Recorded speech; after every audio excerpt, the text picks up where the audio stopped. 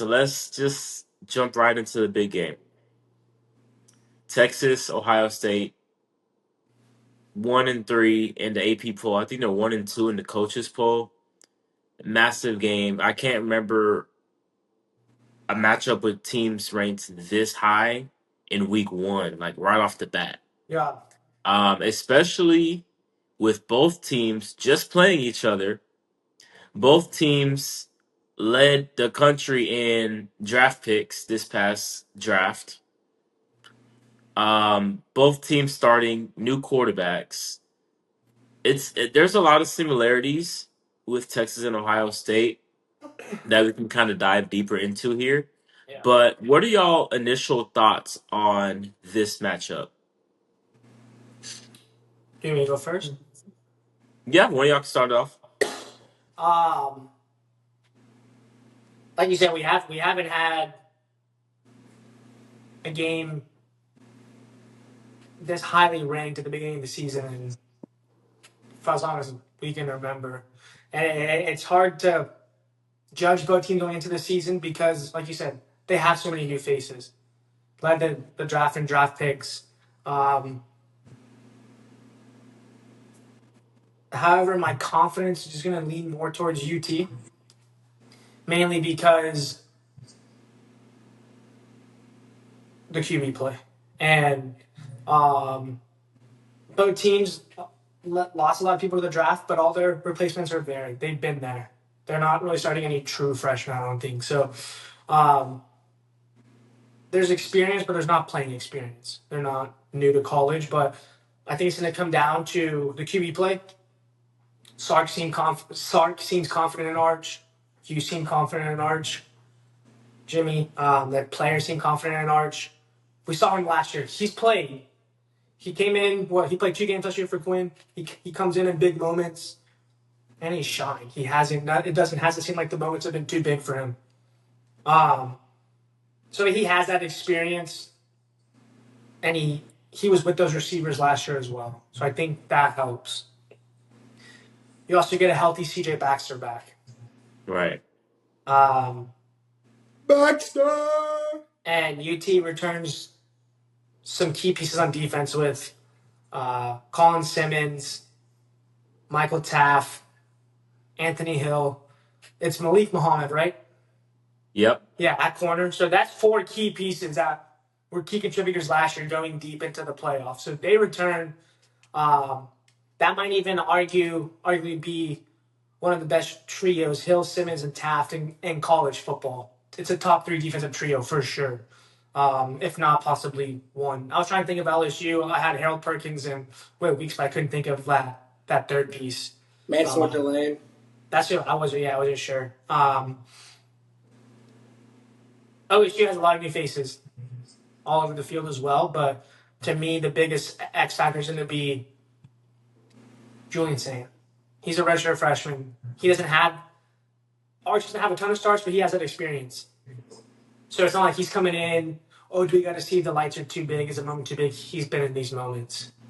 The one other thing I've been seeing too about Ohio State that's kind of, I would say, turned me off about being confident in them is I saw a bunch of like their analysts and the people that cover them in the media have been saying Julian Saint just needs to steer the Lamborghini. You don't even have to press the gas, just steer it. Doesn't seem like you're too confident in the QB to go out there and make plays. So I don't know if that's what they're saying. I think they're just saying that he's got so many weapons around him. As long as right, he still has to get the ball to them. He still has to be poised in the pocket and not take sacks and call it a game. So to me, I don't think Arch is going to struggle in this game or in the season. I think Julian Saint in his first college start versus, excuse my language, but this stacked fucking defense, like, it's not going to be easy. They're going to throw everything they have at him. And the fact that he took this long to win the job kind of worries me too. So I think it could be one of the more lopsided matchups we've seen between 2 of the top 3 teams. But in the end, I have UT winning 34-17, 34-20. I have UT winning by probably 2 touchdowns. 10 to 14. 10 points minimum, but I'm thinking more so 14 points. 34 Man, 20. don't have me feeling good, Pat. Man, don't have me feeling good. Don't let me down, Pat. For me, I think players come and go. Like that's just the reality of college sports. Players come and go, and how you. I don't think the players leaving is going to be an issue because both teams lost so many guys. To me, the biggest thing for like the biggest question mark in the game, because like I said, players come and go, and I kind of touched on it in the preseason pod. But the continuity of coaching staffs, like Texas brought everybody back. Ohio State has 2 new coordinators, right? So first, Matt Patricia has never been in the college game. Like, dude won Super Bowls as an NFL defensive coordinator, but the college game is a lot different. You got no huddles. What? So he got fired as a head coach too in the NFL. That has nothing to do with how you are as a coordinator. But college game is completely different. It's the speed, like the tempos of offenses are different. Like Texas is going to go fast. In the NFL, they don't go fast. Like that's just the reality of it. They don't. NFL controls the clock, slows the game down. It's a lot more compressed. The NFL is going to. I'm sorry. The college is going to spread you out. Like Sark's going to spread you out. He's going to do motions. He's going to do a lot of crossing plays. Sark's going to do his thing. But the part that concerns me is Ohio State's offense. Like Brian Hartline being a first-time OC is different. Calling plays is an art. Like you can't just it takes time. Like you can't just flip the switch and bet I can call plays. Like it takes time. He's never called plays, whether it was at a high school level, a college level, never. He's never called plays. He's been a receiver coach. He's been a dang good receiver coach. But your first time calling plays in a live game is against Texas and that defense. That's what worries me. I still think it's 2 of the best rosters in football. I think it's going to be closer than people think just because, the juice of that atmosphere brings. Like, Ohio State's going to feed off this shoe. And they're going to feed off this shoe. I think Texas wins just because of the coaching staff continuity. And I think Sark's a better head coach than Ryan Day. So, Facts. I think Sark showed that last year. He's learned how to adjust. He's learned how to win those big games and call the plays and adjust. And I think Arch brings a different dimension than Quinn did. Like it lets Sark pull out the full playbook. Because you think about it last year, like he could still run with Arch, but when you brought Arch in, you knew it's either gonna you sold out to sell the run when he came in. Now you can't do that. Now you got to play him straight up. So I think to me, the biggest reason Texas wins is because 2 new coordinators on one side for Ohio State. If it was just if it was just Matt Patricia and Chip Kelly State, I think it'd be different, or vice versa. If it was just Brian Hartline and Jim Knowles State, I think it's different. But with both new coordinators, that's why I gotta go with Texas. I think it'll be closer than people think. I think everybody thinks Texas is gonna go in there and walk over them, but like I said, I think the atmosphere of the shoe is going to bring a lot of energy. So I got Texas close. I got them maybe winning by 7. I could see it being 10, but I think it'll be closer than people think. But I put it up. Put it up. I did. I put it up earlier. I can't put it up. He did. I'm Okay, gonna go back. I'm gonna go back and screenshot it. I'm gonna go back and screenshot it. He did put it I up. did put it up. It was slight, but yeah, I I seen it. stuck it up. He told me the other day he'd rather put up the horns than the thumbs up for the hands. Absolutely, the thumb will never go up. The thumb will forever stay down. I don't mind putting the horns up. I don't have anything against Texas. I really don't. Now the Aggies, yeah, I just. Sorry, A&M fans watching this. I'm not sorry. Fun fact for you: I just looked this up. Matt Patricia was the DC when the Patriots were constantly playing Brian Hartline and the Dolphins in the division. Well, yeah. I mean, not to sound like a jerk, but I mean, yeah. Hartline retired. Hartline left the Dolphins in 2014. Matt Patricia was in New England from 2006 to 2010 as a linebackers coach, 2011 safeties coach, and then 2012 to 2017 as the DC. So, hold on. Let's see. So he played. I have it right here. Hartline got to the Dolphins 2009 to 2014. Patricia was in New England from 06 to 17. From So anyone. he was scheming against Brian Hartline, and now they're scheming No, together. he wasn't. He was scheming against Brian Hartline's offense. Like it wasn't Brian. They're on the same. I mean, they're on the same staff now, so it's not. I mean, Oh, I'm not just saying it's cool. Like that's crazy. He was the DC playing the defensive play versus Brian Hartline and his team, and now they're scheming together to play other teams. I just thought that was cool. I now thinking about it. you're picking Ohio State. Oh, yo. Now I'm thinking about it. Wasn't Sark the OC for the Falcons when he went to the Super Bowl? Yeah. Was Matt Patricia the DC? For the Patriots Yeah, that year. in I, 2016, That was he was. that was our senior year. That was 16, 17. That was his last year as the DC for the Patriots. oh, so they've matched up before. They've matched up before in the NFL. That's crazy, bro. But like I said, it's a whole. It's a whole different ball It's a game. whole different. It's a whole different offense that Sark has. But it's just still super cool. Like look at Oh, him. very cool. Very cool. Yeah, that's a fun little nugget right there. For this game, for me, Yes, sir. like I said, there's a lot of similarities. New starting quarterbacks. Arch is not brand new. He's new, but both teams lost a lot on both sides of the ball, right? Both teams are elite defensively, although they've lost huge pieces on both sides. Both offensive lines are question marks. Yeah. A lot of new starters. Right. So with that being said, I think this game is going to come down to which defensive line is going to be able to get adequate pressure on the opposing quarterback. Yeah. So we haven't seen Sayan. I've heard he's athletic. He can move. Arch, we know what he brings to the table. It's going to be really interesting to see which D line, which front seven is going to affect the opposing quarterback. With that being said, I think it's also going to come down to the running game because two things. One, Sark's offense is at its absolute best when we're actually able to run the ball effectively. When we're not able to run the ball, like the offense isn't as effective. You can look back to those like Lincoln Riley teams, for example.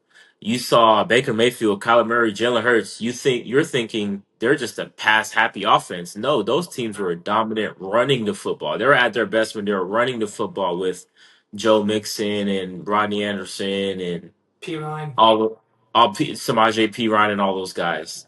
Um, it's the same effect with Sark and his offenses. I think I will give Texas the advantage here. I think Sark's offensive creativity will neutralize Ohio State's D line. Like you said, Jacob, Sark will have crossers. He will have a lot of misdirection, a lot of pre-snap motion that will freeze the defense for that half a second, and that's all you need to make a A lot big of play. quote unquote eye candy. Yeah. Right. Right. Sark will come up with a lot of that stuff, especially early on too, to have the defense on their heels. Sark's opening script is up there with one of the best I've seen. And once he gets going and once he gets in his bag and once he sees those little weaknesses within the defense, those little holes within the defense, that's when things start flowing. Yeah. On top of that, I do think you are able to open up the playbook more with Arch, not only because of his legs, but because I think he has a livelier arm than what Quinn had. Quinn, he had arm talent from the aspect of he can hit you with different angles and things of that nature.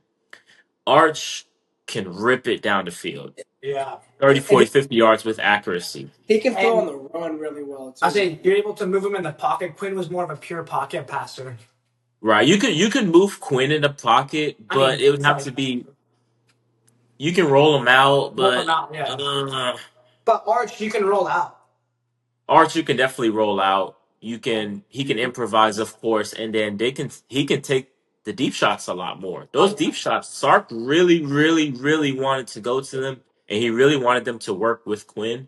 Quinn just couldn't hit them most of the time. Arch can, and with his ability to throw and run, it opens up, like I said, to change. They're going to call a lot of motions, but they weren't able to really run the RPO as much last year with Quinn. Right. Before maybe my prediction, I do have a question for y'all. Yeah. Texas did the best job anyone could have on Jeremiah Smith last year. Mm-hmm. They bracketed him. They clouded him. What do you think Hartline will have something that Chip Kelly didn't have to get Jeremiah Smith open a little bit more? I don't Is it going know. to be harder with Noah Emeka Ibuka there to I take think that attention away? I think it goes back to what I said with him being a first time player. Like I think if he tries to do too much to get Jeremiah open, like I don't know, that could bite him in the like. I just Yeah. that's a good point. I'm really curious what they do or how Brian goes about it. Like I said, it's his first game ever calling plays, and it's against Texas. So I'm curious what he does. Like, do you put him in motion? Like, but Seth, I don't know. I That's think tough. I have an answer. I have a question and an answer to go with that, Jimmy. Who is the other safety that replaced Andrew Bakamba? We have Is it a portal guy or somebody that's been there? no, it's someone that's been there. It's I think it's McDonald, Jelani McDonald. He's gonna be Okay. a safety. And I'm blanking on the other guy's name. Let me pull it up real quick. Because I think even if they move him around, Texas had such a good game plan last year to slow him down. You have the same players. You have Taft to bracket over the top. He was there last year bracketing. It's Malik Muhammad returns as the corner. He was corner two. He's corner one. So I don't know if UT flipped sides or not, but if not, then he was covering Jeremiah Smith and he was on his side. So he has that experience. I'm sorry. So I'm sorry. So our second corner, our corner that started for most of the season last year, and he's our starter this year, Derek Williams. Yeah. He actually got hurt late in the season and missed time, so he didn't even play in that. He didn't even play in that playoff game. So he'll Okay. be back. At He'll be corner? back and starting. Safety. Safety. Okay. So we have that experience, but I think going with Jacob said, yeah, you have the new OC. He's been there. I get that, but you never called plays before, so He's that's been gonna a be a challenge. receiver.